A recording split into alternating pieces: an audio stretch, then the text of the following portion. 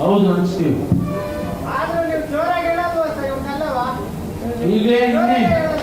ಈಗ ಹೇಳಿದ್ನಲ್ರಿ, ಇನ್ನೊಂದು ಜೋರಾಗಿ ಹೇಳೋದು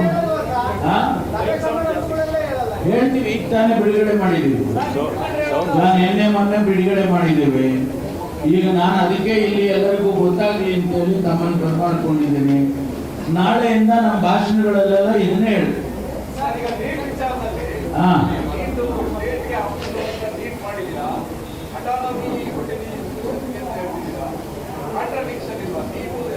ಅಲ್ಲ, ನೀಟು ಏನ್ ಮಾಡಿದ್ದಾರೆ, ಅನೇಕ ರಾಜ್ಯಗಳು ಒಪ್ಕೊಳ್ಳಿಲ್ಲ. ತಮಿಳುನಾಡು ಒಪ್ಕೊಳ್ಳಿಲ್ಲ, ಕೇರಳ ಕೂಡ ಕ್ವಶನ್ ಮಾರ್ಕ್ ಆಗಿದೆ, ವೆಸ್ಟ್ ಬೆಂಗಾಲ್ ನಲ್ಲಿ ಒಪ್ಕೊಳ್ಳಿಲ್ಲ.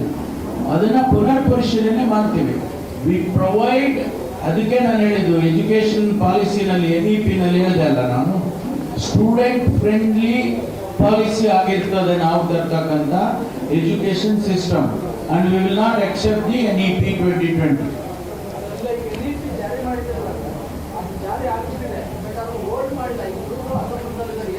ಈಗ ರಾಜ್ಯ ಸರ್ಕಾರ ಹೋಲ್ಡ್ ಮಾಡಿದೆ, ಕೇಂದ್ರ ಸರ್ಕಾರದಲ್ಲಿ ಪ್ರೈಮರಿ ಸೆಕೆಂಡರಿ ಎಜುಕೇಶನ್ ನಲ್ಲಿ ಇಂಪ್ಲಿಮೆಂಟ್ ಮಾಡಬೇಕು, ಅದಕ್ಕೆ ಫೀಡ್ಬ್ಯಾಕ್ ಎಲ್ಲ ಕೇಳ್ಕೊಂಡಿದ್ದಾರೆ. ಕೆಲವು ಸಂದರ್ಭದಲ್ಲಿ ಇಂಪ್ಲಿಮೆಂಟ್ ಆಗೋಗಿದೆ. ಅದನ್ನ ನಾವು ಬದಲಾವಣೆ ಮಾಡಿ ಮೊದಲಿನ ಶಿಕ್ಷಣದ ನೀತಿಗಳು ಏನಿತ್ತು ಆ ಶಿಕ್ಷಣದ ನೀತಿಯನ್ನು ವಾಪಸ್ ತರ್ತೇವೆ ಅಂತ ಹೇಳಿದ್ವಿ ನಾವು. ಅದು ಸ್ಟೂಡೆಂಟ್ ಫ್ರೆಂಡ್ಲಿ ಆಗಿರಬೇಕು, ನಮ್ಮ ಕಲ್ಚರ್, ನಮಗೆ ಸಂಸ್ಕೃತಿಗೆ ಸಂಬಂಧಪಟ್ಟ ರೀತಿಯಲ್ಲಿ ಇರಬೇಕು, ಅಂತಾರಾಷ್ಟ್ರೀಯ ಮಟ್ಟಕ್ಕೆ ಕಾಂಪಿಟೇಟಿವ್ ಆಗಿರಬೇಕು, ಅಂದ್ರೆ ಗುಣಮಟ್ಟದ ಶಿಕ್ಷಣ ಇರಬೇಕು. ಈ ಮೂರನ್ನ ಕಾಯ್ಕೊಳ್ತೇವೆ.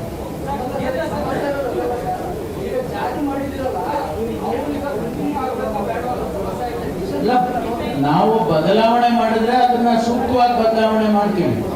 ಜಾರಿ ಆಗಿ ಸ್ವಲ್ಪ ಇರ್ರಿ, ಯಾರು ಮಾತಾಡ್ಬೇಡಿಯಪ್ಪ. ಜಾರಿ ಮಾಡಿರೋದನ್ನ ಬದಲಾವಣೆ ಮಾಡುವಂತಹ ತೀರ್ಮಾನ ಆದ್ರೆ ಬದಲಾದ ತೀರ್ಮಾನನೇ ತಗೋಬೇಕಾಗತ್ತೆ. It will be rectified. ಅಂದ್ರೆ ಬದಲಾವಣೆ ಮಾಡುವಾಗ ನೋಡ್ಕೊಂಡು ಮಾಡ್ತೀವಿ, ಯಾರೇ ಸ್ಟೂಡೆಂಟಿಗೆ ಅನ್ಯಾಯ ಆಗುತ್ತೆ.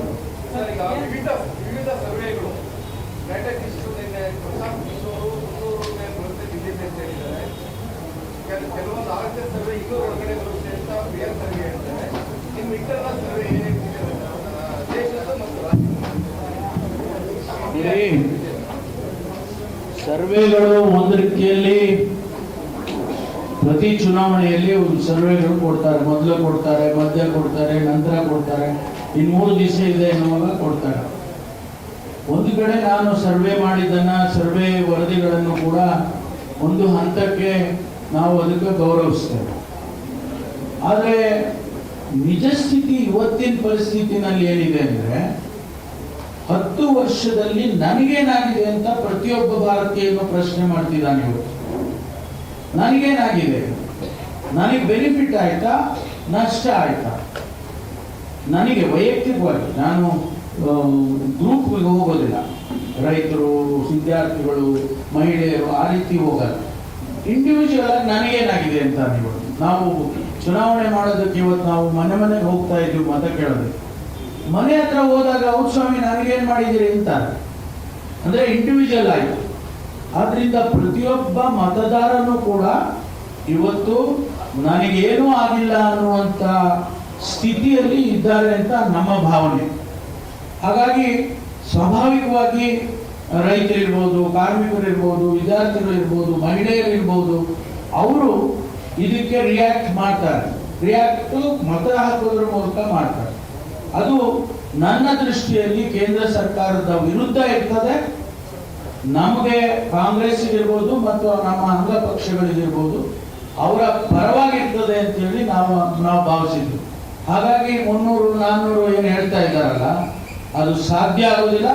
ಭಾರತೀಯ ಜನತಾ ಪಾರ್ಟಿ ಖಂಡಿತವಾಗಿ ಈ ಬಾರಿ ಅವರ NDA ಅಧಿಕಾರಕ್ಕೆ ಬರೋದಿಲ್ಲ.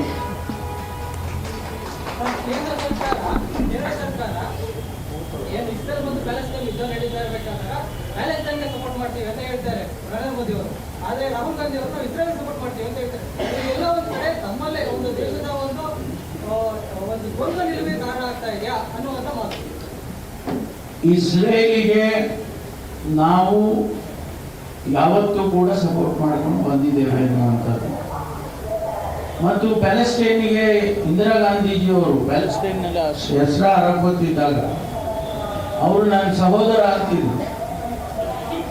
ಅವರು ಕೂಡ ಅರಫತ್ ಅವರು ನನ್ನ ಸಿಸ್ಟರ್ ಹೋಗ್ತಿದ್ರು ಇಂದಿರಾ ಗಾಂಧಿ. ಅಂತ ರಿಲೇಶನ್ಶಿಪ್ ಇಟ್ಕೊಂಡಿದ್ದಂಥವ್ರು ನಾವು ಆಲ್ ಆಫ್ ಎ ಸಡನ್ ಅದಕ್ಕೆ ವಿರುದ್ಧವಾಗಿ ನಾವು ಹೋಗ್ತೀವಿ ಅಂತ ಹೇಳಿ ನರೇಂದ್ರ ಮೋದಿ ಅವರು ಹೇಳಿದ್ರೆ, ಒಂದೊಂದು ಸರ್ಕಾರ ಒಂದೊಂದು ಸಾರಿ ಬಂದಾಗ ನೀತಿಗಳು ಬದಲಾವಣೆ ಆಗಬಾರ್ದು. ಎಸ್ಪೆಷಲಿ ವಿದೇಶಾಂಗ ನೀತಿಗಳು. ವಿದೇಶಾಂಗ ನೀತಿಗಳು ಯಾವತ್ತೂ ಕೂಡ ನಮ್ಮ ಪರವಾಗಿ ಇರ್ತಕ್ಕಂಥದ್ದಾಗಬೇಕು. ಅಂದ್ರೆ ಬೇರೆಯವ್ರ ಪರವಾಗಿರೋದಲ್ಲ, ನಮ್ಮ ಪರವಾಗಿ ನಮ್ಮ ದೇಶದ ಹಿತವನ್ನ ಕಾಪಾಡೋದಕ್ಕೆ ಯಾವ ನೀತಿ ಮಾಡಬೇಕೋ ಅದನ್ನ ಮಾಡಬೇಕು. ಅದರಲ್ಲಿ ಸನ್ಮಾನ್ಯ ನರೇಂದ್ರ ಮೋದಿ ಅವರು ವಿಫಲರಾಗಿದ್ದಾರೆ. ನಾನು ಅದಕ್ಕೆ ಹೇಳಿದ್ದು, ಪಕ್ಕದಲ್ಲಿ ಇರ್ತಕ್ಕಂಥ ಶ್ರೀಲಂಕಾ, ಪಕ್ಕದಲ್ಲಿ ಇರ್ತಕ್ಕಂಥ ಮೌರಿಷಿಯಸ್, ಆಮೇಲೆ ಇದು ಯಾವುದು ಮಾಲ್ಡೀವ್ಸ್ ಜೊತೆ ನಾವು ಎಷ್ಟು ಸಂಬಂಧ ಇಟ್ಕೊಂಡಿದ್ದು. ನಮ್ಮ ಮಿಲಿಟರಿ ಕೂಡ ಪಕ್ಕದಲ್ಲಿದೆ, ಅವ್ರ ದೇಶದಲ್ಲಿ ಇಟ್ಟಿದ್ದು. ಇವತ್ತೆಲ್ಲ ನಾವು ಕಳಿಸ್ಬಿಟ್ರು ಅವರು. ಪಕ್ಕದ ನೇಪಾಳ ಇವತ್ತು ನಮ್ಮ ವಿರುದ್ಧ ಆಗಿದೆ. ನೇಪಾಳಕ್ಕೂ ನಮಗೂ ಅಡ್ಮಿನಿಸ್ಟ್ರೇಟಿವ್ ಅಡ್ಜಸ್ಟ್ಮೆಂಟ್ ಇದೆ. ಆಡಳಿತಾತ್ಮಕವಾಗಿ ನಮಗೂ ಅವ್ರಿಗೂ ಹೊಂದಾಣಿಕೆ ಇತ್ತು. ನಮ್ಮ ಮಿಲಿಟರಿನೇ ಆ ದೇಶವನ್ನು ರಕ್ಷಣೆ ಮಾಡಬೇಕು ಅಂತ ನಾವು ಒಪ್ಪಂದ ಮಾಡಿಕೊಂಡಿದ್ದು. ಇವತ್ತು ಆ ಸ್ಥಿತಿಯಲ್ಲಿಲ್ಲ. ಹಾಗಾಗಿ policy, foreign policy has been tremendously compromise. ಅದಾಗಬಾರ್ದು, ಅದನ್ನ ನಾವು ವಾಪಸ್ ತರ್ತೇವೆ ಅಂತ ಹೇಳಿ ಹೇಳ್ತೇವೆ. ಜಮ್ಮು ಮತ್ತು ಕಾಶ್ಮೀರಕ್ಕೆ ಇದ್ದ ರಾಜಸ್ಥಾನಮಾನ ಪ್ರಕರಣ ಇಲ್ಲ 370 ನಾವು ಇಂಡಿವಿಜುವಲ್ ಸ್ಟೇಟ್ ಹುಡ್ಡೆ ಕೊಡ್ತೀವಲ್ಲ, 370 ಇಲ್ಲ, ಪ್ರಶ್ನೆ ಬರೋದಿಲ್ಲ. State will treat that as a statehood ಕೊಟ್ಟಿಲ್ಲ ನಾವು. ಅಲ್ಲ, ಮರುಸ್ಥಾಪನೆ ಅಂದ್ರೆ ಸ್ಟೇಟ್ ಹುಡ್ ಕೊಡ್ತೀವಿ, ರಾಜ್ಯ ಸ್ಥಾನಮಾನ ಕೊಡ್ಬೇಕಲ್ಲ. ಕೇಂದ್ರಾಡಳಿತ ಪ್ರದೇಶ ಮೇಲೆ ಕೇಂದ್ರ ಸರ್ಕಾರ ದೆಹಲಿ ಆಗ್ಬೋದು, ಮೈಸೂರು ಆಗ್ಬೋದು, ಬೇರೆ ಬೇರೆ ಸೊ ಅದನ್ನೇ ಸ್ವತಂತ್ರವಾಗಿ ಜಮ್ಮು ಕಾಶ್ಮೀರ ಇಷ್ಟು ಸ್ವತಂತ್ರ ಸ್ಥಾನಮಾನವನ್ನು ಇಂಡಿಯಾದವರು ಕೊಡ್ಬೋದಾ ಅಥವಾ ಆ ರಾಜ್ಯಕ್ಕೆ ಮರ್ಜಿ ಮಾಡ್ಬೋದಾ? ಒಂದು ರಾಜ್ಯವನ್ನ ಸ್ಥಾಪನೆ ಮಾಡೋದಕ್ಕೆ 10 ಪ್ಯಾರಾಮೀಟರ್ಸ್ ಇದೆ. ಈಗ ನಾವು ಮಧುಗಿರಿ ಜಿಲ್ಲೆ ಆಗಬೇಕು ಅಂತ ಕೇಳೋದು. ನಾವು ತುಮಕೂರು ಜಿಲ್ಲೆ ಇದೆ, ಮಧುಗಿರಿ ಜಿಲ್ಲೆ ಆಗಬೇಕು, ತಿಪ್ಟೂರು ಜಿಲ್ಲೆ ಆಗಬೇಕು ಅಂತ ಕೇಳೋದು.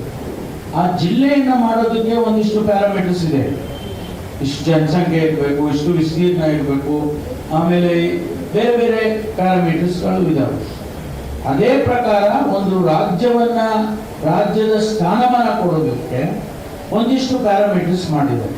ಈಗ ಡೆಲ್ಲಿಯವರು ಕೂಡ ಕೇಳ್ತಾ ಇದ್ದಾರೆ ಬಹಳ ದಿವಸದಿಂದ ಡೆಲ್ಲಿಯವನ್ನೇ ಒಂದು ಈಗ ಯೂನಿಯನ್ ಟೆರಿಟರಿ ಅಂತ ಏನಿದೆ, ಆ ಯೂನಿಯನ್ ಟೆರಿಟರಿ ಬದಲಿಗೆ ರಾಜ್ಯ ಸರ್ಕಾರ ಮಾಡಬೇಕು ಅಂತ ಹೇಳಿ ಅದನ್ನ ಕೇಳ್ತಾ ಇದ್ದಾರೆ. ಬಹುಶಃ ಅದನ್ನ ರಿವ್ಯೂ ಮಾಡ್ಬೋದು. ಅವತ್ತಿಗೆ ಅವರು ಆ ಪ್ಯಾರಾಮೀಟರ್ಸ್ ಅಲ್ಲಿ ಬಂದಿರಲಿಲ್ಲ. ಪಾಂಡಿಚೇರಿ ಆ ಪ್ಯಾರಾಮೀಟರ್ಸ್ ಅಲ್ಲಿ ಬಂದಿರಲಿಲ್ಲ. ಅಂಡಮಾನ್ ನಿಕೋಬಾರ್ ಬಂದಿರಲಿಲ್ಲ.